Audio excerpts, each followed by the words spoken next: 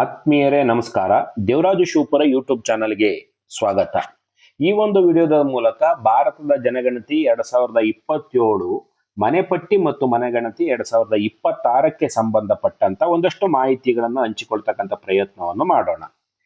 ನಾವೇನು ಇದೇ ತಿಂಗಳ ಏಪ್ರಿಲ್ 16ನೇ ತಾರೀಕಿನಿಂದ ಮನೆಗಣತಿಯನ್ನ ಮಾಡ್ತಾ ಇದ್ದೇವೆ. ಈ ಮನೆಗಣತಿಯನ್ನ ಮಾಡ್ತಕ್ಕಂಥ ಪೂರ್ವದಲ್ಲಿ ನಾವೊಂದು ಲೇಔಟ್ ಮ್ಯಾಪ್ ಅನ್ನ ತಯಾರಿಸ್ಕೋಬೇಕಾಗತ್ತೆ. ಇದು ಬಹಳ ಇಂಪಾರ್ಟೆಂಟ್ ಆಗಿರ್ತಕ್ಕಂಥ ಒಂದು ಪ್ರಕ್ರಿಯೆ ಆಗಿದೆ. ಮನೆಗಣತಿಗೆ ಸಂಬಂಧಪಟ್ಟಂತೆ ನಾವು ಏನು ಲೇಔಟ್ ಮ್ಯಾಪ್ ಅನ್ನ ನಾವು ತಯಾರಿಸ್ಕೊಳ್ತೀವಿ, ಇದನ್ನ ಅತ್ಯಂತ ವ್ಯವಸ್ಥಿತವಾಗಿ ನಾವು ತಯಾರು ಮಾಡಿಕೊಂಡ್ರೆ ನಮ್ಮ ಗಣತಿಯ 50% ಕೆಲಸ ಬಹಳ ಸುಲಭ ಆಗುತ್ತೆ ಅಂತಕ್ಕಂಥದ್ದು. ಹಾಗಾಗಿ ಈ ಲೇಔಟ್ ಮ್ಯಾಪ್ ಅನ್ನ ತಯಾರಿಸಿಕೊಳ್ತಕ್ಕಂಥ ವಿಧಾನ ಹೇಗೆ, ಇದರ ಪೂರ್ವಭಾವಿಯಾಗಿ ನೀವು ಏನೇನು ಸಿದ್ಧತೆಗಳನ್ನ ಮಾಡ್ಕೊಳ್ಬೇಕು ಮತ್ತು ಯಾವ್ಯಾವ ಹಂತಗಳನ್ನ ಅನುಸರಿಸಬೇಕು ಅಂತಕ್ಕಂಥದನ್ನ ಈ ವಿಡಿಯೋದಲ್ಲಿ ತಿಳಿದುಕೊಳ್ತಕ್ಕಂಥ ಪ್ರಯತ್ನವನ್ನು ಮಾಡೋಣ. ಆತ್ಮೀಯರೇ, ನೀವು ಇದುವರೆಗೂ ಕೂಡ ದೇವರಾಜು ಶಿವಪುರ ಯೂಟ್ಯೂಬ್ ಚಾನಲ್ಗೆ ಸಬ್ಸ್ಕ್ರೈಬ್ ಆಗಿಲ್ಲ ಅಂದ್ರೆ ಸಬ್ಸ್ಕ್ರೈಬ್ ಆಗಿ ವಿಡಿಯೋವನ್ನು ಕೊನೆಯವರೆಗೂ ಕೂಡ ವೀಕ್ಷಿಸಿ. ನೋಡಿ, ಮನೆಪಟ್ಟಿ ಬ್ಲಾಕ್ ಅನ್ನ ತಯಾರಿಸಿಕೊಳ್ತಕ್ಕಂಥ ಪೂರ್ವದಲ್ಲಿ ನೋಡಿ, ನಾವು ಈ ಲೇಔಟ್ ಮ್ಯಾಪ್ ಅನ್ನ ತಯಾರಿಸ್ಕೊಳ್ತಕ್ಕಂಥ ಪೂರ್ವದಲ್ಲಿ ಏನು ನಮಗೆ ಒಂದು ಬ್ಲಾಕ್ ಅನ್ನ ಅಲಾಟ್ ಮಾಡಿರ್ತಾರೆ, ನಮಗೊಂದು ನೇಮಕಾತಿ ಆದೇಶವನ್ನು ಕೊಟ್ಟಿರ್ತಾರೆ, ಬ್ಲಾಕ್ ಅನ್ನ ಅಲಾಟ್ ಮಾಡಿರ್ತಾರೆ, ಅದರಾಗೆ ಬ್ಲಾಕ್ ಸಂಖ್ಯೆ ಇರುತ್ತೆ. ಆ ಒಂದು ಮೊಬೈಲ್ ಆಪ್ ನಲ್ಲಿ ನಾವು ಈ ಬ್ಲಾಕಿಗೆ ಸಂಬಂಧಪಟ್ಟಂತ ಒಂದು ಮ್ಯಾಪ್ ಅನ್ನ ಡೌನ್ಲೋಡ್ ಮಾಡ್ಕೊಳ್ಳಿಕ್ಕೆ ಅವಕಾಶ ಇರುತ್ತೆ. ಮನೆಪಟ್ಟಿ ಕಾರ್ಯಾಚರಣೆ ತಾವು ಗಮನಿಸ್ತಾ ಇರಬಹುದು. ಮನೆಪಟ್ಟಿ ಕಾರ್ಯಾಚರಣೆ ಆಪ್ ನಿಂದ ಡೌನ್ಲೋಡ್ ಮಾಡಲಾದ ಮನೆಪಟ್ಟಿ ಬ್ಲಾಕ್ ಮ್ಯಾಪ್ ಅನ್ನು ಎಚ್ಚರಿಕೆಯಿಂದ ಪರಿಶೀಲಿಸಿ ಅಂತೇಳಿ ನಾವು ಒಂದು ಮ್ಯಾಪ್ ಅನ್ನ ಮೊಬೈಲ್ ಮೂಲಕ ಡೌನ್ಲೋಡ್ ಮಾಡ್ಕೊಳ್ಳಿಕ್ಕೆ ಸಾಧ್ಯ ಇರುತ್ತೆ. ಅದನ್ನ ಡೌನ್ಲೋಡ್ ಮಾಡ್ಕೊಂಡು ಸಾಧ್ಯವಾದ್ರೆ ಒಂದು PDF ರೂಪದಲ್ಲಿ ನೀವು ಒಂದು ಪ್ರಿಂಟ್ಔಟ್ ತೆಗೆದಿಟ್ಕೊಂಡ್ರೆ ಬಹಳ ಈಸಿ ಆಗುತ್ತೆ. ಅದರಿಂದ ಏನು ಯೂಸ್ ಆಗುತ್ತೆ ತಾವು ಗಮನಿಸ್ಬೋದು. ನಮ್ಮ ಮೊಬೈಲ್ ಆಪ್ ಮೂಲಕ ಈ ತರದ ಒಂದು ಮ್ಯಾಪ್ ಅನ್ನ ಡೌನ್ಲೋಡ್ ಆಗುತ್ತೆ. ತಾವು ಗಮನಿಸ್ತಾ ಇದ್ರೆ ಇದೊಂದು ಸ್ಯಾಟಲೈಟ್ ಪಿಕ್ಚರ್ ಆಗಿರುತ್ತೆ. ಇದರಲ್ಲಿ ಸಂಪೂರ್ಣವಾದಂತ ಒಂದು ಮಾಹಿತಿ ಕಾಣದೆ ಹೋದ್ರೂ ಕೂಡ ನಮ್ಮ ಒಂದು ಬ್ಲಾಕಿಗೆ ಸಂಬಂಧಪಟ್ಟಂತ ಒಂದು ಬೌಂಡ್ರಿಯನ್ನ ಫಿಕ್ಸ್ ಮಾಡ್ಕೊಳ್ಳಿಕ್ಕೆ ಇದು ಬಹಳ ಅನುಕೂಲ ಆಗತ್ತೆ. ನೋಡಿ, ಈ ಒಂದು ಮ್ಯಾಪ್ ನಲ್ಲಿ ಇದಕ್ಕೆ ಸಂಬಂಧಪಟ್ಟಂತೆ ನಮ್ಮ ಬ್ಲಾಕ್ ಸಂಖ್ಯೆ ಎಲ್ಲ ಮಾಹಿತಿಗಳು ಕೂಡ ಇರ್ತವೆ. ಇದು ಮೇಲ್ಭಾಗ ಇದು ತೋರಿಸ್ತಕ್ಕಂಥದ್ದು ಯಾವಾಗಲೂ ಕೂಡ ನಾರ್ತ್ ಸೈಡ್ ಅನ್ನ ತೋರಿಸುತ್ತೆ. ಇದನ್ನ ಆಧಾರವಾಗಿಟ್ಟುಕೊಂಡು ನಾವು ದಿಕ್ಕುಗಳಿಗೆ ಅನುಸಾರವಾಗಿ ನಾವು 16, 17, 18ನೇ ತಾರೀಕಿನಂದು ನಮಗೆ ಅಲಾಟ್ ಮಾಡಿರ್ತಕ್ಕಂಥ ಬ್ಲಾಕ್ ನಲ್ಲಿ ಮೊದಲು ಈ ಒಂದು ಬೌಂಡ್ರಿಯನ್ನ ಫಿಕ್ಸ್ ಮಾಡ್ಕೋಬೇಕಾಗತ್ತೆ. ಈ ಮ್ಯಾಪ್ ಅನ್ನ ಆಧಾರವಾಗಿ ಇಟ್ಟುಕೊಂಡು ಇದರಲ್ಲಿ ನಮಗೆ ಈಸಿ ಆಗುತ್ತೆ. ಅಂದ್ರೆ ಕೊನೆಯ ಪಕ್ಷ ನಮಗೆ ಎಲ್ಲೆಲ್ಲಿ ಬರುತ್ತೆ ನಮ್ದು ಗಡಿ ರೇಖೆ ಎಲ್ಲಿ ಬರುತ್ತೆ, ನಮ್ಮ ಬ್ಲಾಕಿಗೆ ಸಂಬಂಧಪಟ್ಟಂತ ಗಡಿ ರೇಖೆ ಎಲ್ಲಿ ಬರುತ್ತೆ, ಯಾವ ರಸ್ತೆಯಿಂದ ಯಾವ ರಸ್ತೆಯವರೆಗೆ ಅಥವಾ ಯಾವ ಮನೆಯಿಂದ ಯಾವ ಮನೆಯವರೆಗೆ, ಅಥವಾ ಈ ರೀತಿಯ ಭೌಗೋಳಿಕವಾದಂತ ಕೆಲವೊಂದು ಹೆಗ್ಗುರುತುಗಳು ಕಾಣುತ್ತವೆ. ಅದರ ಆಧಾರದ ಮೇಲೆ ನಾವು ಗಡಿ ರೇಖೆಗಳನ್ನ ಗುರುತು ಮಾಡ್ಲಿಕ್ಕೆ ಸಾಧ್ಯ ಆಗುತ್ತೆ. ನೋಡಿ, ಆ ಮ್ಯಾಪ್ ಅನ್ನ ನಾವು ತೆಗೆದುಕೊಂಡು ಇಡೀ ಒಂದು ಪ್ರದೇಶವನ್ನ ಬ್ಲಾಕ್ ಅನ್ನ ಸುತ್ತಾಡಿ ಆ ಲೇಔಟ್ ನ ಪರಿಚಯವನ್ನ ನಾವು ಮಾಡ್ಕೋಬೇಕಾಗತ್ತೆ. ಆ ಲೇಔಟ್ ನ ಪರಿಚಯವನ್ನ ಮಾಡಿಕೊಂಡು ಅದರ ಒಂದು ಗಡಿ ರೇಖೆಯನ್ನ ನಾವು ಫಿಕ್ಸ್ ಮಾಡಿದ ನಂತರದಲ್ಲಿ ನಾವು ಈ ಒಂದು ಮ್ಯಾಪ್ ಅನ್ನ ತಯಾರು ಮಾಡ್ಕೋಬೇಕಾಗತ್ತೆ. ಯಾವ ರೀತಿ ಮ್ಯಾಪ್ ಅನ್ನ ತಯಾರು ಮಾಡೋದು ನೋಡೋಣ. ನೋಡಿ, ನಾವು ಏನು ಮೊಬೈಲ್ ನಲ್ಲಿ ಡೌನ್ಲೋಡ್ ಮಾಡ್ಕೊಂಡಿರ್ತಕ್ಕಂಥ ಒಂದು ಮ್ಯಾಪ್ ಅನ್ನ ಆಧಾರವಾಗಿ ಇಟ್ಟುಕೊಂಡು ಆ ಗ್ರಾಮದ ಅಥವಾ ವಾರ್ಡಿನ ಆ ಬ್ಲಾಕಿಗೆ ಸಂಬಂಧಪಟ್ಟಂತ ಗಡಿ ರೇಖೆಯನ್ನ ಫಿಕ್ಸ್ ಮಾಡಿಕೊಂಡ ನಂತರದಲ್ಲಿ ನಾವು ಈ ಒಂದು ಲೇಔಟ್ ನಕ್ಷೆಯನ್ನ ದ್ವಿಪ್ರತಿಯಲ್ಲಿ ಸಿದ್ಧಪಡಿಸಬೇಕಾಗಿರುತ್ತೆ. ಪ್ರಾರಂಭಿಕ ಹಂತದಲ್ಲಿ ನಾವು ಏನ್ ಮಾಡಬೇಕು, ನಮಗೆ ಒದಗಿಸಿರ್ತಕ್ಕಂಥ ಒಂದು A3 ಸೈಜ್ ಹಾಳೆಯಲ್ಲಿ ನಾವು ಮೊದಲು ಆ ಬೌಂಡ್ರಿಯನ್ನ ಫಿಕ್ಸ್ ಮಾಡ್ಕೊಂತೀವಿ. ಫಾರ್ ಎಕ್ಸಾಂಪಲ್, ನಾನು ಇಲ್ಲೊಂದು ಉದಾಹರಣೆಗೋಸ್ಕರ ನಾನು ಮಾಡಿದ್ದೇನೆ. ನೋಡಿ, ಇಲ್ಲಿ ಅರಸೀಕೆರೆ ಚಂದ್ರಪಟ್ಟಣ ರಸ್ತೆ ಅಂತ ಬರುತ್ತೆ, ಅದನ್ನ ನಾವು ಮಾಡ್ಕೊಂತೀವಿ. ಇನ್ನು ನಮ್ಮ ಈ ಗಡಿ ರೇಖೆ ಈ ಭಾಗದಲ್ಲಿ ಬರ್ತಕ್ಕಂಥ ಯಾವುದು ಬ್ಲಾಕ್ ಯಾವುದು 0057 ಉದಾಹರಣೆ ಕೊಟ್ಟಿರ್ತಕ್ಕಂಥದ್ದು. ಇಲ್ಲಿ ಯಾವ ಬ್ಲಾಕ್ ಬರುತ್ತೆ 0058 ಅಂತ ಹೇಳಿ, ಅಥವಾ ಇಲ್ಲಿ ಯಾವ ಬ್ಲಾಕ್ ನಮ್ಮ ಸಂಖ್ಯೆ ಬರುತ್ತೆ ಅದನ್ನ ನೋಡಿಕೊಂಡು ನಾವು ಈ ಗಡಿ ರೇಖೆಯನ್ನ ಈ ರೀತಿ ಡಾಟೆಡ್ ಲೈನ್ ಅಲ್ಲಿ ನಾವು ಪ್ರಾರಂಭದ ಮೊದಲ ಹಂತ ಇದು ಮನೆಪಟ್ಟಿ ನಕ್ಷೆಯನ್ನ ಮನೆಪಟ್ಟಿ ಒಂದು ಮ್ಯಾಪ್ ಅನ್ನ ತಯಾರಿಸ್ಕೊಳ್ತಕ್ಕಂಥ ಮೊದಲ ಹಂತದಲ್ಲಿ ನಾವು ಸುತ್ತ ಒಂದು ಗಡಿ ರೇಖೆಗಳನ್ನ ಎಳ್ಕಂತೀವಿ. ಗಡಿ ರೇಖೆಯನ್ನ ಎಳ್ಕೊಂಡ ನಂತರದಲ್ಲಿ ಯಾವ ರಸ್ತೆಗಳು ಬರ್ತವೆ, ಮುಖ್ಯವಾದಂತ ಯಾವ್ದಾರ ರಸ್ತೆಗಳು ಬಂದ್ರೆ ಈ ರಸ್ತೆಗಳನ್ನ ಗುರುತು ಮಾಡಿಕೊಂಡು, ಅಥವಾ ಯಾವ್ಯಾವ ಮೂಲೆಯಲ್ಲಿ ಯಾವ್ಯಾವ್ದ ವಿಶಿಷ್ಟವಾದ ಹೆಗ್ಗುರುತುಗಳು ಬರ್ತವೆ, ಅಥವಾ ಅಲ್ಲಿ ಕೆರೆ ಇದೆ, ಅಥವಾ ಯಾವ್ದೋ ಒಂದು ಸರ್ಕಲ್ ಇದೆ, ಬಸವಣ್ಣ ಸರ್ಕಲ್ ಇದೆ, ಅಥವಾ ಇನ್ನೊಂದು ಯಾವ್ದೋ ಕಟ್ಟೆ ಇದೆ, ಈ ರೀತಿ ಹೇಳ್ತೀವಿ. ಇದನ್ನ ಆಧಾರ ಇಟ್ಕೊಂಡು ಮೊದಲ ಹಂತದಲ್ಲಿ ಈ ನಕ್ಷೆಯನ್ನು ತರಿಸ್ತಕ್ಕಂಥ ವಿಧಾನ ಇದು ಆಗಿರುತ್ತೆ. ಇದಾದ ನಂತರದಲ್ಲಿ ಈ ರೀತಿ ನಾವು ಬೌಂಡ್ರಿಯನ್ನು ಫಿಕ್ಸ್ ಮಾಡ್ಕೊಂಡ ನಂತರದಲ್ಲಿ ಏನ್ ಮಾಡಬೇಕು, ಬೌಂಡ್ರಿಯನ್ನ ಫಿಕ್ಸ್ ಮಾಡ್ಕೊಂಡ ನಂತರದಲ್ಲಿ ತಾವು ಗಮನಿಸ್ತಾ ಇದ್ರೆ, ಆಮೇಲೆ ಇದು ಮ್ಯಾಪ್ ಅನ್ನ ಮಾಡ್ತಕ್ಕಂಥ ಪ್ರಾರಂಭದಲ್ಲಿನೇ ನಾವು ದಿಕ್ಕುಗಳನ್ನ ಹಾಕೊಳ್ಬೇಕು. ದಿಕ್ಕುಗಳನ್ನ ನೋಡಿ, ಇದು ಉತ್ತರ ದಿಕ್ಕು, ಮೇಲ್ಭಾಗ ಯಾವಾಗಲೂ ಕೂಡ ಉತ್ತರ ದಿಕ್ಕು ಆಗಿರುತ್ತೆ ಅಂತಕ್ಕಂಥದ್ದನ್ನ ಆ ಮ್ಯಾಪ್ ನಲ್ಲಿ ನಾವು ಯಾವುದು ಮೊಬೈಲ್ ನ ಡೌನ್ಲೋಡ್ ಮಾಡ್ಕೊಂಡಿರೋದನ್ನ ಮ್ಯಾಪ್ ನಲ್ಲಿ ನೋಡ್ಕೊಂಡು ಅದರ ಆಧಾರವಾಗಿ ಮಾಡ್ಕೊಂತ ಹೋಗ್ತೀವಿ. ನಾನು ಫಾರ್ ಎಕ್ಸಾಂಪಲ್ ಕೊಟ್ಟಿದ್ದೀನಿ.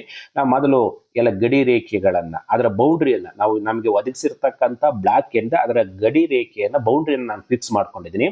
ಬೌಂಡ್ರಿಯನ್ನು ಫಿಕ್ಸ್ ಮಾಡಿದ ನಂತರದಲ್ಲಿ ನಮ್ಮ ಆ ಒಂದು ಲೇಔಟ್ ಒಳಗಡೆ ಬರ್ತಕ್ಕಂಥ ರಸ್ತೆಗಳ ಪರಿಚಯ ಮಾಡ್ಕಿದ್ದ ರಸ್ತೆಗಳನ್ನ ಎಳಿತೀವಿ.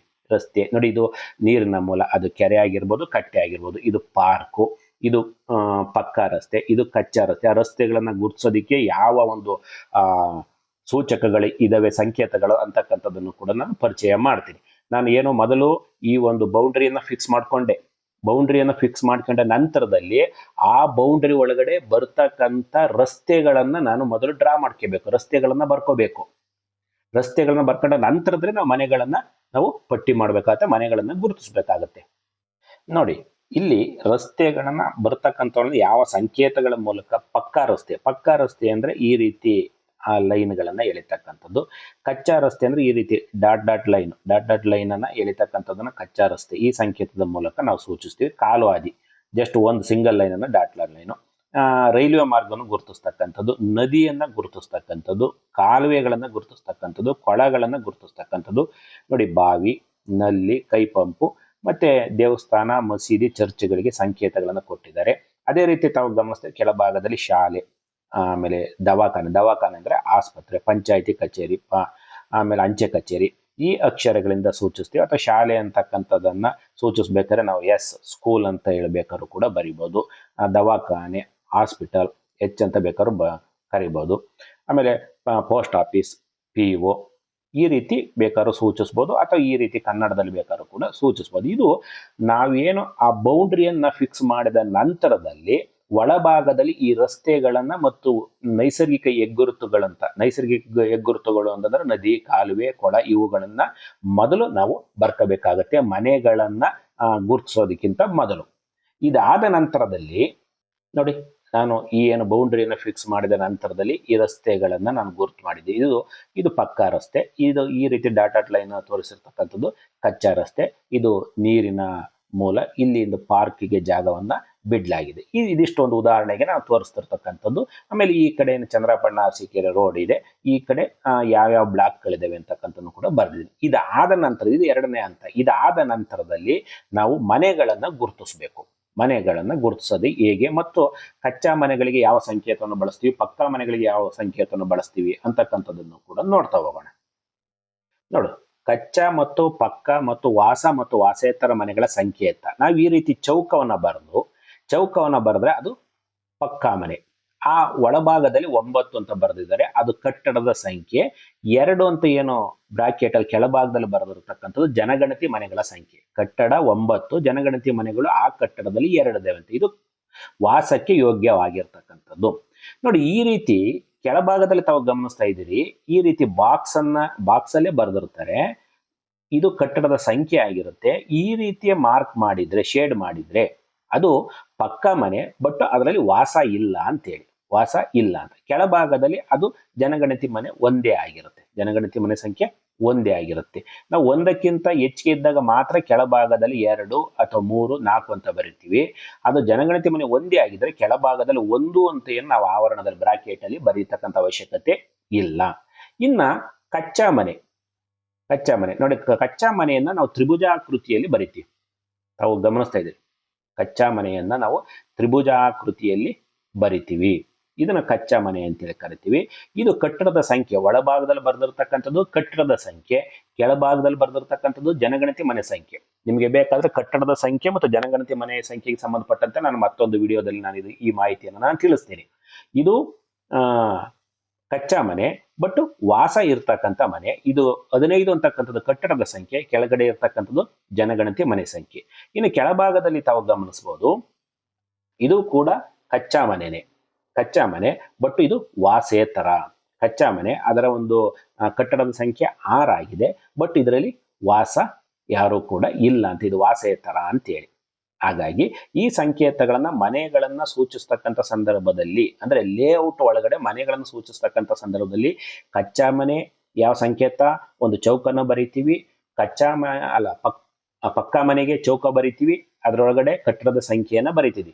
ಗಮನಿಸ್ತಾ ಇದೆ ನೋಡಿ, ಇದು ಈ ರೀತಿ, ಇದು ಪಕ್ಕಾ ಮನೆ, ಚೌಕವನ್ನು ಬರೆದು ಅದರೊಳಗಡೆ ನಂಬರ್ ಬರೆದು, ಇದು ಕಟ್ಟಡದ ಸಂಖ್ಯೆ, ಇದು ಜನಗಣತಿ ಮನೆಗಳ ಸಂಖ್ಯೆ. ಇದು ಕೂಡ ಪಕ್ಕಾ ಮನೆಯ, ಬಟ್ ಇದು ವಾಸ ಇಲ್ಲ ಇದರಲ್ಲಿ. ಇವುಗಳನ್ನ ನಾವು ಸಂಕೇತಗಳನ್ನ, ಚೌಕವನ್ನು ಯಾವುದಕ್ಕೆ ಬಳಸ್ತೀವಿ, ತ್ರಿಭುಜವನ್ನು ಯಾವುದಕ್ಕೆ ಬಳಸ್ತೀವಿ ಅಂತಕ್ಕಂಥ ಒಂದು ಐಡಿಯಾವನ್ನು ತಿಳ್ಕೊಂಡ ನಂತರದಲ್ಲಿ ಆ ಲೇಔಟ್ ಮ್ಯಾಪ್ ನಲ್ಲಿ ನಾವು ಮನೆಗಳನ್ನು ಗುರುತಿಸ್ತಕ್ಕಂಥ ಒಂದು ಕೆಲಸವನ್ನು ನಾವು ಪ್ರಾರಂಭ ಮಾಡ್ತೀವಿ. ಅದನ್ನು ಕೂಡ ನೋಡೋಣ.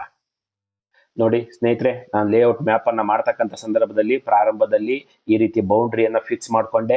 ಬೌಂಡ್ರಿಯನ್ನು ಫಿಕ್ಸ್ ಮಾಡ್ಕೊಂಡ ನಂತರದಲ್ಲಿ ಎರಡನೇ ಹಂತದಲ್ಲಿ ನಾನು ಆ ಬೌಂಡ್ರಿ ಒಳಗಡೆ ಬರ್ತಕ್ಕಂಥ ರಸ್ತೆಗಳು, ಕಚ್ಚಾ ರಸ್ತೆಗಳು, ಪಕ್ಕಾ ರಸ್ತೆಗಳು, ಆಮೇಲೆ ನೀರಿನ ಮೂಲಗಳು, ಭೌಗೋಳಿಕ ಹೆಗ್ಗುರುತುಗಳು ಅಂತ ಏನು ಕರಿತೀವಿ, ಅವುಗಳನ್ನು ನಾನು ಬರ್ಕೊಂಡೆ. ಅದಾದ ನಂತರದಲ್ಲಿ ಮೂರನೇ ಹಂತದಲ್ಲಿ ನಾನು ಮನೆಗಳ ಒಂದು ಪಟ್ಟಿಯನ್ನ ಮಾಡ್ತಾ ಇದ್ದೀನಿ, ಮನೆಗಳನ್ನ ಬರ್ಕೊಂತ ಇದ್ದೀನಿ. ತಾವು ಗಮನಿಸ್ತಾ ಇದ್ದೀರಿ.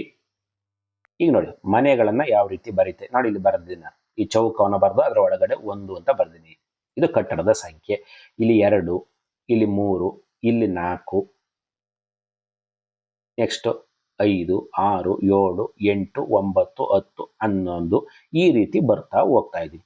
ಇಲ್ಲಿ ತಾವು ಗಮನಿಸಬಹುದು ಒಂದು ಅಂಶ ಏನು, ಇಲ್ಲಿ ಸ್ಟಾರ್ಟಿಂಗ್ ಪಾಯಿಂಟ್ ಅಂತೇಳಿ ನಾನು ಗುರುತಿಸಿದ್ದೀನಿ. ಸ್ಟಾರ್ಟಿಂಗ್ ಪಾಯಿಂಟ್ ಯಾವಾಗಲೂ ಕೂಡ ನಿಮ್ಮ ಲೇಔಟ್ ನಲ್ಲಿ ವಾಯುವ್ಯ ಮೂಲೆಯಿಂದ ಪ್ರಾರಂಭ ಮಾಡಿ, ವಾಯುವ್ಯ ಮೂಲೆಯಿಂದ ಪ್ರಾರಂಭಿಸಿ ಆಗ್ನೇಯ ಮೂಲೆಗೆ ಕೊನೆಗೊಳ್ಳಬೇಕು.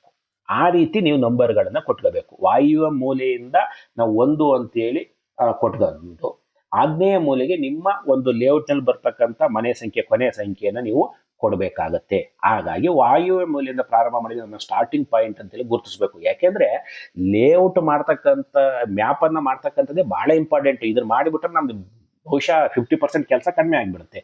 ಸೊ ಹಾಗಾಗಿ ನಾನು ಇಲ್ಲಿ ಬರೆದಿದ್ದೀನಿ, ತಾವು ಗಮನಿಸಬಹುದು. ಈ 1 ಅಂತ ಬರೆದಿದ್ದೀನಿ. ಸೊ ಇದು ಕಟ್ಟಡದ ಸಂಖ್ಯೆ ಏನಾಗಿರುತ್ತೆ, 1 ಆಗಿರುತ್ತೆ.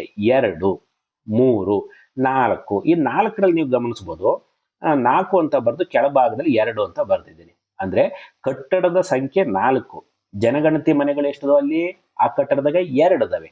ಸೊ ಹಾಗಾಗಿ ಬ್ರಾಕೆಟ್ ಅಲ್ಲಿ ನಾನು ಬರ್ದಿರ್ತೀನಿ. ಇಲ್ಲಿ ನೋಡಿ ಕಟ್ಟಡದ ಸಂಖ್ಯೆ 11, ಜನಗಣತಿ ಮನೆಗಳ ಸಂಖ್ಯೆ 3, ಅದು ಆವರಣದಲ್ಲಿ ಕೆಳಭಾಗದಲ್ಲಿ ಬರಿತೀವಿ. ನೋಡಿ ಇವೆಲ್ಲವೂ ಕೂಡ ಪಕ್ಕಾ ಮನೆಗಳು. ಪಕ್ಕಾ ಮನೆ, ಕಚ್ಚಾ ಮನೆ ಇನ್ನೊಂದು ವಿಡಿಯೋದಲ್ಲಿ ಕೂಡ ನಾನು ಹೇಳ್ತೀನಿ. ಸೊ ಇದು ಪಕ್ಕಾ ಮನೆಗಳು. ಇಲ್ಲಿ ನೋಡಿ ಇದು ನಾನು 5 ಬರ್ದಿದ್ದೀನಿ. 5 ಅಂತ ಬರೆದು ಈ ರೀತಿ ಗೀಟ್ ಹಾಕಿದ್ದೀನಿ. ಇದು ಪಕ್ಕಾ ಮನೆನೇ, ಬಟ್ ವಾಸೇತರ, ವಾಸ ಇಲ್ಲ. ನೋಡಿ ಇದು ತ್ರಿಭುಜಾಕಾರದಲ್ಲಿ ಮಾಡಿದ್ದೀನಿ. ಇದು ಕಚ್ಚಾ ಮನೆ, ಇದು 9. ಬಟ್ ಇದು ತ್ರಿಭುಜವನ್ನ ಬರೆದು ಒಳಗಡೆ ಈ ರೀತಿ ಮಾಡಿರೋದ್ರಿಂದ ಅದು ಕಚ್ಚಾ ಮನೆ, ಬಟ್ ವಾಸೇತರ ಮನೆ ಆಗಿರುತ್ತೆ. ಇದಾದ ನಂತರದಲ್ಲಿ ನೀವೇನು ಸ್ಟಾರ್ಟಿಂಗ್ ಪಾಯಿಂಟ್ ಅನ್ನ ನೀವು ಗುರುತಿಸ್ತೀರಿ, ಸ್ಟಾರ್ಟಿಂಗ್ ಪಾಯಿಂಟ್ ಅನ್ನ ಗುರುತಿಸಿದ ನಂತರದಲ್ಲೂ ಕೂಡ ಬಾಣದ ಗುರುತುಗಳನ್ನ ಹಾಕಬೇಕು. ಅಂದ್ರೆ ನಿಮ್ಮ ಚಲನೆ ಹೇಗಿರ್ಬೇಕು ಅಂತೇಳಿ, ಮನೆಗಣತಿಯನ್ನ ಮಾಡ್ತಕ್ಕಂಥ ಸಂದರ್ಭದಲ್ಲಿ ನಿಮ್ಮ ಚಲನೆ ಎಲ್ಲಿಂದ ನೋಡಿ, ನಾನು ಇಲ್ಲಿ ಬಾಣದ ಗುರುತನ್ನು ಹಾಕಿದ್ದೇನೆ, ಒಂದು ಈ ರೀತಿ ಇಲ್ಲಿ ಬಂದು ಇಲ್ಲಿ, ಯಾಕೆಂದ್ರೆ ಇಲ್ಲಿ ರಸ್ತೆ ಇರೋದ್ರಿಂದ ಏನ್ ಮಾಡ್ತೀವಿ, ಕೆಲವು ಸಂದರ್ಭದಲ್ಲಿ ನಾವು ಹಿಂಗ್ ಬಂದು ಬರ್ತಕ್ಕಂಥ ಸಾಧ್ಯತೆ ಇರುತ್ತೆ. ಹಾಗಾಗಿ ನಾನು ಏನ್ ಮಾಡಿದೆ, ಇಲ್ಲಿಂದ ಮತ್ತೆ ಹಿಂಗ್ ಹೋದೆ. ಈ ಬಾಣದ ಗುರುತು ಏನಾಗುತ್ತೆ, ನಾವು ಮನೆಗಣತಿ ಮಾಡ್ತಕ್ಕಂಥ ಸಂದರ್ಭದಲ್ಲಿ ಆಗ್ತಕ್ಕಂಥ ಕನ್ಫ್ಯೂಸನ್ ಮತ್ತು ಮನೆಗಳು ಬಿಟ್ಟು ಹೋಗೋದ ರೀತಿಯಲ್ಲಿ ಗಣತಿನ ಮಾಡ್ಲಿಕ್ಕೆ ಸಾಧ್ಯ ಆಗತ್ತೆ. ಉದಾಹರಣೆಗೆ ನಾನು ಇಷ್ಟನ್ನ ತೋರಿಸಿದ್ದೀನಿ. ಇದಾದ ನಂತರದಲ್ಲಿ ತಾವು ಗಮನಿಸಬಹುದು, ಇಲ್ಲಿ ನೋಡಿ ದೇವಸ್ಥಾನದ ಒಂದು ಸಂಕೇತವನ್ನು ತೋರಿಸಿದ್ದೀನಿ. ಇದು ಬಾವಿಯ ಸಂಕೇತ ಇದೆ, ಇಲ್ಲಿ ಶಾಲೆ ಇದೆ. ಲಾಸ್ಟ್ಗೆ ಎಂಡಿಂಗ್ ಪಾಯಿಂಟ್ ಅನ್ನ ನಾನು ತೋರಿಸಿದ್ದೀನಿ. ಅಂದ್ರೆ ವಾಯುವ್ಯ ಮೂಲೆಯಿಂದ ಆಗ್ನೇಯ ಮೂಲೆಯವರೆಗೂ ಕೂಡ ನಾವು ಚಲಿಸ್ತಾ ಹೋಗ್ತೀವಿ. ಇದಿಷ್ಟು ಮಾಹಿತಿ ನಾವು ಒಂದು ಲೇಔಟ್ ಮ್ಯಾಪ್ ಅನ್ನ ಯಾವ ರೀತಿ ರಚನೆ ಮಾಡ್ಕೊಳ್ಬೇಕು ಅನ್ನೋದಕ್ಕೆ ಸಂಬಂಧಪಟ್ಟಂತೆ ನಾವು ಮೊಬೈಲ್ನಲ್ಲಿ ಡೌನ್ಲೋಡ್ ಮಾಡ್ಕೊಂತೀವಿ. ಮೊಬೈಲ್ನಲ್ಲಿ ಡೌನ್ಲೋಡ್ ಮಾಡ್ಕೊಂಡ ನಂತರದಲ್ಲಿ ಬೌಂಡ್ರಿಯನ್ನು ಫಿಕ್ಸ್ ಮಾಡ್ಕೊಂತೀವಿ. ನಮ್ಮ ಸುತ್ತಮುತ್ತ ಇರತಕ್ಕಂಥ ರಸ್ತೆಗಳು ಯಾವುವು, ಬೇರೆ ಬೇರೆ ಬ್ಲಾಕ್ಗಳ ಸಂಖ್ಯೆ ಅವುಗಳನ್ನು ಬರ್ಕಂತಿ. ಅದಾದ ನಂತರದಲ್ಲಿ ರಸ್ತೆಗಳನ್ನ ಬರ್ಕಂತಿ, ಕಚ್ಚಾ ರಸ್ತೆ, ಪಕ್ಕ ರಸ್ತೆ ಮತ್ತು ನೀರಿನ ಮೂಲಗಳು ಅವುಗಳನ್ನ ಬರ್ಕಂತಿ. ಅದಾದ ನಂತರದಲ್ಲಿ ಮನೆಗಳನ್ನ ಗುರುತಿಸ್ತಾ ಹೋಗ್ತೀವಿ.